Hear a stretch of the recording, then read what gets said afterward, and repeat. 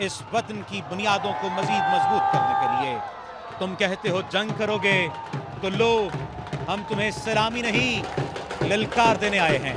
ये पाकिस्तान रेंजर्स पंजाब के जवान इसी बात का ऐलान कर रहे हैं कि इस ललकार को बर्दाश्त कर लो। तो बताना, जब हम आएंगे गौरी के साथ, शाहीन के साथ, तो फिर तुम बर्दाश्त न कर पाओगे। तुम कहते हो जंग करोगे, तुम्हारी फौज की आंखों में जो बुज़दिली है हम उसे अपने बूटों की धमक से कुचल देंगे। हम वो हैं जिन्होंने अपने लहू के जरिए से इस जमीन को सैराब किया है। हम वो हैं जिन्होंने शहादत को भी मतलूब व मकसूद समझा है। हम वो हैं जिनकी माएँ अपने बेटों को शहादत का कफन उड़ाकर रुखसत करती हैं। हम वो हैं जो अमन के लिए हाथ तो बढ़ाते हैं, लेकिन गैरत के लिए बंदूक उठाना भी जानते हैं। आज ये ज़मीन इस बात का ऐलान कर रही है कि वागा की सरजमीन सिर्फ परेड की जगह नहीं, ये हमारे अज़्म का मिंबर है। ये पाकिस्तानी खून की हरारत का आईना है। ये वो जगह है जहां तुम्हारी आंखें हमारी नज़रों की तपिश को बर्दाश्त नहीं कर सकेंगी। सुनो भारत, हम वो कौम नहीं जो चिरागों की रोशनी से अपने आप को सिर्फ रोशन करेंगे, बल्कि हम इन चिरागों में अपना खून सींचकर रोशनी को पैदा करेंगे और फिर देखेंगे कि किस तरह तुम इस रोशनी को बुझा सकते हो। हम आंधी की तरह आएंगे और तूफान की तरह लपेट लेंगे। तुमने हमें हर बार आजमाया, लेकिन हम हर बार तुम्हारी तारीख में अपने आप को सुरखरू करते हुए तुम्हारे लिए जिल्लत का बाप बन गए। आज फिर हम तैयार खड़े हैं, लेकिन हम एक बात वाज़े कर दें कि हम अपनी सरहद की हिफाजत के लिए कल भी मौजूद थे, आज भी मौजूद हैं, और हम तुम्हारे ज़ोम बातिल को मट्टी में मिलाने के लिए मौजूद हैं। इस वक्त वारिस बेग कुछ ही देर में परेड के लिए आएंगे, परेड के मैदान में आएंगे और उसके बाद अपनी परफॉर्मेंस का मुजाहरा करेंगे। ये जवान इस वक्त एक दीवार की सूरत में मौजूद हैं।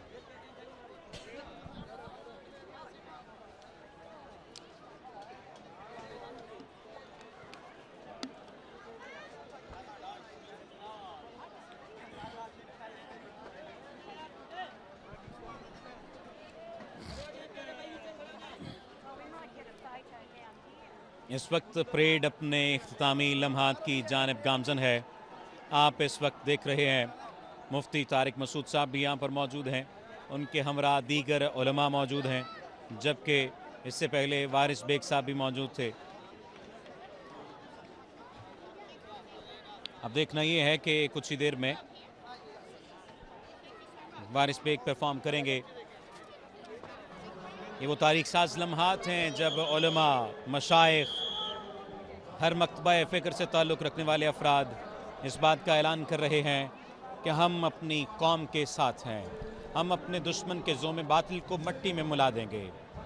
ये झंडा जो आज यहाँ लहराया गया है, ये सिर्फ़ एक कपड़े का टुकड़ा नहीं है, ये कौम का गुरूर है, एक माँ का फ़ख्र है, एक सिपाही का ईमान है। ये इस बात का ऐलान है कि तुम इसके साए पर हमला करोगे तो हम तुम्हारे आसमान को स्याह कर देंगे, हम तुम्हारे खेमे उखाड़ देंगे और तुम्हें तुम्हारे ही ख्वाबों के मलबे में दफन कर देंगे।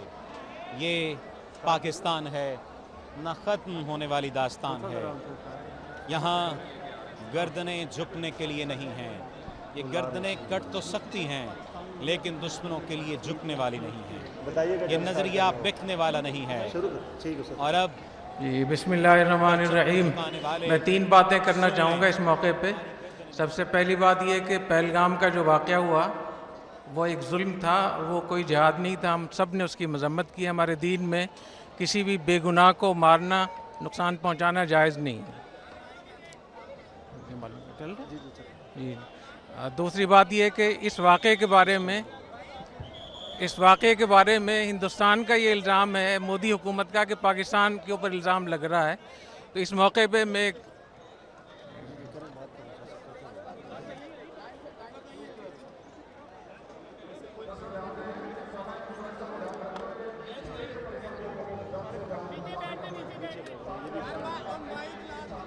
मैं बात करूं तो बता दीजिए। वो कैमरा नीचे हो गया। अच्छा जी, अच्छा बात कीजिए। चलें नीचे हो जाइए, दोबारा शुरू करो। जी बिस्मिल्लाहिर्रहमानिर्रहीम। कराची से उलमा के एक बहुत मुवक्कर वफ़द यहाँ हमारी हाज़िरी हुई है ताकि हम अपनी अफवाज को सपोर्ट करें, और इन मौजूदा हालात में हमारे लिए इससे बेहतर कोई इबादत नहीं है कि हम अपनी फ़ौज के साथ खड़े हों और अपने जवानों की सपोर्ट करें, उनकी मदद करें। मैं इस मौके पे 3 बातें करना चाहता हूँ। पहली बात ये कि पहलगाम का जो वाक़या हुआ, ये हमारे दीन में, हमारे आइन में इसकी कोई गुंजाइश नहीं, शरन जायज़ नहीं था, ये हराम था, जुल्म था, और कोई भी मुसलमान इसकी हिमायत नहीं कर सकता। किसी भी बेगुनाह को मारना हमारे दीन में बिल्कुल इसकी इजाज़त नहीं है। दूसरी बात यह कि हिंदुस्तान पाकिस्तान पे इसका इल्ज़ाम लगाकर बहाना बना रहा है, तो इस मौके पे हमें ये चाहिए पाकिस्तान हिंदुस्तान को कि एक तीसरे फरीक पर हम एतमाद करें, और तीसरा जो फरीक है उसमें 3 मुल्क होने चाहिए। एक हिंदुस्तान का एक दोस्त मुल्क हो जो उनके नज़दीक काबिल एतमाद हो, एक पाकिस्तान का दोस्त मुल्क हो, और तीसरा मुश्तरका दोस्त हो। तो ये तीनों मुल्क इस बात की तहकीक करें, इससे पहले किसी पर इल्ज़ाम लगाना दुरुस्त नहीं है। तीसरी बात यह कि जिस तरीके से मोदी हुकूमत की तरफ से पाकिस्तान पे जारहियत की बात हो रही है और मुख्तलिफ़ किस्म के इल्ज़ामात लगाए जा रहे हैं, इस मौके पे हम उनसे भी कहना चाहते हैं कि आप आराम से रहें और पाकिस्तान को न छेड़ें। और मुझे ऐसे मालूम होता है जैसे हदीस शरीफ में जो ग़ज़वा हिंद की बिशारत है, उसके असबाब ख़ुद मोदी हुकूमत उसके लिए इंतज़ामात कर रही है। नबी करीम सल्लल्लाहु अलैहि वसल्लम ने इरशाद फरमाया कि 2 जमातें जन्नत में जाएंगी, जहन्नम से महफूज होंगी। एक वो जमात जो हिंदुस्तान से जिहाद करेगी, और एक वो जमात जो ईसा अलैहिस्सलाम के साथ होगी। और हज़रत अबू हुरैरा रज़ियल्लाहु तआला अन्हु ने फरमाया कि वादना रसूलुल्लाह सल्लल्लाहु अलैहि वसल्लम ग़ज़वतुल हिंद, हुज़ूर अकरम सल्लल्लाहु अलैहि वसल्लम ने हमसे ग़ज़वा हिंद का वादा फरमाया था, अगर मुझे ग़ज़वा हिंद का मौका मिल गया तो मैं अपनी जान भी कुर्बान करूँगा, माल भी कुर्बान करूँगा। अगर मैं शहीद हो गया तो मैं अफ़ज़लुश शुहदा हूँगा, और अगर मैं वापस आ गया तो मैं जहन्नम से आज़ाद हूँगा। तो मैं समझता हूँ कि हमें मोदी का इस हवाले से शुक्रिया अदा करना चाहिए कि हमें वो ग़ज़वा हिंद के लिए तैयार भी कर रहा है। और मेरा ये ख्याल है कि जो हमारे चैलेंजेस थे, आपस के इख्तिलाफ़ात थे, हुकूमत के, अपोजिशन के, फ़ौज के बारे में बहुत सारी आरात थी, तो मोदी की इस जारहियत की वजह से हमारा पूरा मुल्क इकट्ठा हो गया है। हम अपनी फ़ौज के साथ हैं और हमारे अंदरूनी बैरूनी मसाइल सारे इस वजह से हल हो रहे हैं। तो इंशाअल्लाह हमें बहुत उम्मीद है कि हमारे पूरा पाकिस्तान इसके लिए तैयार है, और हम अपने फ़ौजी जवानों की हौसला अफजाई के लिए इतना लंबा हमने सफ़र किया है, हम उनके साथ हैं, उनके लिए हम दुआ करते हैं। और इन लोगों के लिए हदीस शरीफ में आता है, हुज़ूर अकरम सल्लल्लाहु अलैहि वसल्लम ने इरशाद फरमाया कि जो लोग महाज़ों पे लड़ते हैं उनकी औरतों की हुर्मत ऐसी है जैसे तुम्हारी माओं की हुर्मत हो। तो हमारी अफवाज के जो घर वाले हैं, ख़वातीन हैं, उनकी इज़्ज़त, उनकी नामूस, उनकी देखभाल, ये ऐसी चीज़ हम अपनी माँ को देखते हैं। तो इंशाअल्लाह हम इनके साथ हैं। और मैं इस मौके पे कर्नल साहब का बहुत शुक्रिया अदा करता हूँ कि उन्होंने हमें मौका दिया और इतनी ज़बरदस्त परेड हमें दिखाई, और जिहाद का एक मंज़र था और ग़ज़वा हिंद की शुरुआत हैं। अल्लाह ताला हमारी अफवाज को, कर्नल साहब को बहुत जज़ाए खैर अता फरमाए। मैं अपनी पूरी वफ़द की तरफ से, टीम की तरफ से शुक्रिया अदा करूँगा। अल्लाह ताला बहुत जज़ाए खैर अता फरमाए। बहुत शुक्रिया। नीचे नीचे आप नीचे बैठ जाए, मैं माइक नीचे कर देता हूँ। नीचे छोड़ दे, आ जाओ, करें उसे नीचे बैठ जाए, नीचे बैठ जाए, नीचे बैठ जाए। बिस्मिल्लाहिर्रहमानिर्रहीम। सबसे पहले तो मैं इसका आगाज़ करूँगा कि बिस्मिल्लाहिर्रहमानिर्रहीम। सबसे पहले तो जो हमारे उस्ताद हज़रत मुफ्ती अब्दुल रहीम साहब ने पैगाम दिया है, मैं उसी को रिपीट करूँगा। देखें, इंडिया और पाकिस्तान की आवाम का मसला नहीं है। इंडिया में हिंदू हैं, सिख हैं, ईसाई हैं, मुस्लिम्स हैं। पाकिस्तान में भी हिंदू भी हैं, सिख भी हैं, मेजॉरिटी मुसलमानों की है, ईसाई भी हैं। ये सब एक जान है। हम जब दूसरे मुल्कों में जाते हैं तो मैंने देखा है कि एक ही प्लेट में बैठ के खा रहे होते हैं, पाकिस्तानी भी और इंडियन भी। कोई फ़र्क नहीं है इंडियन पाकिस्तानियों में। कल्चर सेम है, ज़बान सेम है। वो उस उर्दू को वो हिंदी कह देते हैं और हम हिंदी को उर्दू कह देते हैं। तो कोई फ़र्क नहीं है।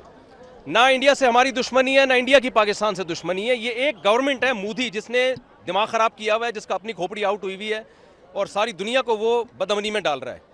तो इंडियन को भी चाहिए, पाकिस्तानियों को भी चाहिए, एक इंसान को काबू में लाएं आप। एक की खोपड़ी को सेट कर देंगे, पूरी दुनिया में अमन हो जाएगा। उसकी खोपड़ी ख़राब हो गई है। पहलगाम में उसने खुद वो किया है जो कुछ किया है।